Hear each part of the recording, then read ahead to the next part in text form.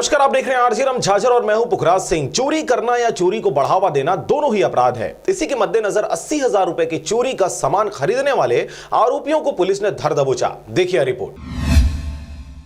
खबर है बलौदाबाजार जिले के पलारी ब्लॉक अंतर्गत आने वाले ग्राम पंचायत कुसमी का, जहां पर मुखबिर से सूचना मिलने पर मोनू साहू नामक एक व्यक्ति गांव के खंडहर मकान में चोरी का सामान भारी मात्रा में छुपा कर रखा था। मुखबिर की सूचना पर पुलिस जब मौका मुआयना करने क्षेत्र पर पहुंची तो वहां पर कच्चे स्पंज आयरन, कच्चा लोहा, चकमक पत्थर, एक नग मोटरसाइकिल, सोल्ड वो भी बिना नंबर का, ऐसे कई सामान जिसकी कीमत लगभग 80,000 के आसपास है, भारी मात्रा में मिले। पुलिस द्वारा सभी सामानों को जब्त कर आरोपी मोनू साहू को गिरफ्तार कर लिया गया और न्यायिक रिमांड पर जेल भेज दिया गया। स्पंज आयरन की गाड़ियां चलती है, उससे इन लोग 10 किलो 20 किलो करके ये लोग उतारे थे।